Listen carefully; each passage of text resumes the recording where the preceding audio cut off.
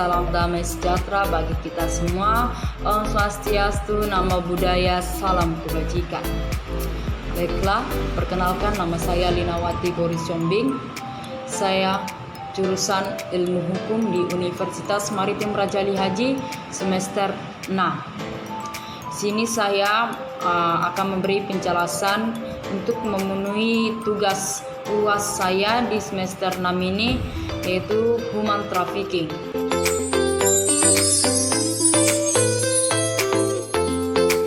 Sebelumnya saya akan menjelaskan tentang pengertian human trafficking. Human trafficking adalah salah satu jenis kejahatan kemanusiaan yang melanggar HAM. Kalau menurut definisi saya sendiri, perdagangan orang adalah salah satu bentuk kejahatan kemanusiaan di mana individu atau sekelompok orang dipaksa dan disiksa hanya demi tujuan eksploitasi seks dan pada akhirnya hanya menguntungkan satu pihak saja. Di era sekarang, perdagangan manusia tidak hanya sebatas pengiriman tenaga kerja ke luar negeri saja, tetapi juga penjualan anak dan perempuan untuk tujuan yang sangat tidak kemanusiaan. Perdagangan seks merupakan kejahatan kemanusiaan yang sangat serius pada era sekarang ini, mengingat banyak sekali perempuan dijadikan pelacur dan jual ke negara-negara yang sudah maju.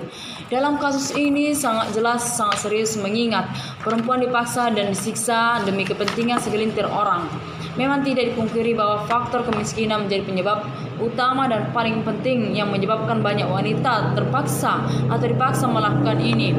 Tetapi zaman sekarang hal ini sudah bukan hal yang tabu lagi, mengingat dunia ini adalah sekelompok negara yang bisa dikatakan sebagai negara penghasil perempuan, di mana mereka mengirimkan perempuan-perempuan untuk dieksploitasi ke negara-negara lain. Kenapa dianggap kejahatan kemanusiaan yang paling serius? Karena yang jadi korban di sini adalah para perempuan yang seharusnya dilindungi. Maraknya kasus perdagangan manusia di Indonesia menimbulkan keprihatinan sendiri. Berbagai kasus perdagangan manusia yang terjadi saat ini berdasarkan pemberitaan media cetak dan elektronik serta beberapa hasil penelitian menunjukkan betapa kasus perdagangan manusia khususnya yang terjadi pada perempuan dan anak membutuhkan perhatian yang sangat serius. Perdagangan perempuan dan anak yang terjadi di Indonesia biasanya untuk prostitusi, pornografi, pengemis, dan pembantu rumah tangga. Penjelasan ini bertujuan untuk mengetahui faktor-faktor penyebab terjadinya trafficking atau perdagangan perempuan, anak, dan mengetahui penanganan kasus-kasus perdagangan perempuan dan anak. Penjelasan ini dilakukan dengan pendekatan yuridis, sosiologis bersifat deskriptif dan analitis. Data primer maupun sekunder dikumpulkan melalui teknik wawancara bebas terpimpin, studi pustaka, dan dokumentasi. Penentuan responden dilakukan dengan cara proporsif. Data yang telah terkumpul analisis secara kualitatif, penelitian menghasilkan kesimpulan bahwa faktor-faktor yang mempengaruhi human trafficking khususnya terhadap perempuan dan anak pada umumnya karena kemiskinan, kurangnya pendidikan, kurangnya informasi, dan berada pada kondisi sosial budaya yang kurang menguntungkan bagi pengembangan dirinya. Faktor-faktor yang mendekati penyebabnya itu kondisi sosial budaya menganut paham praktiksis yang menempatkan perempuan sebagai kelompok subordinat atau bawah, yang menempatkan perempuan sebagai kelompok bawah yang sangat rentan terhadap segala tindakan kekerasan dan perdagangan manusia. Kendala dan penanganan kasus human trafficking selain disebabkan karena kurangnya pengetahuan para penegak hukum dalam menjalankan Undang-Undang Nomor 21 Tahun 2007 tentang pemberantasan tindak pidana perdagangan orang, juga disebabkan kurangnya koordinasi lintas sektor dalam penanganan kasus. Polisi masih sulit menerapkan undang-undang pemberantasan tindak pidana orang karena pemahaman yang kurang tidak seragam. Sosialisasi undang-undang TPO yang kurang menjadi penyebab terbatasnya pemahaman personil pemerintahan masyarakat tentang perdagangan orang, sehingga pemberantasan terhadap tindak pidana perdagangan orang juga masih mengalami kendala. Lalu bagaimana cara penanganan pemerintah terhadap kasus human trafficking ini?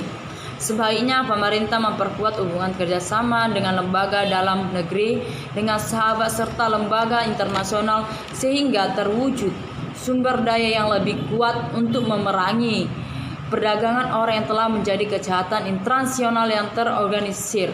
Pemerintah memberikan perhatian khusus ditujukan untuk melindungi korban melalui pembinaan, pembinaan aparat dan komunitas masyarakat.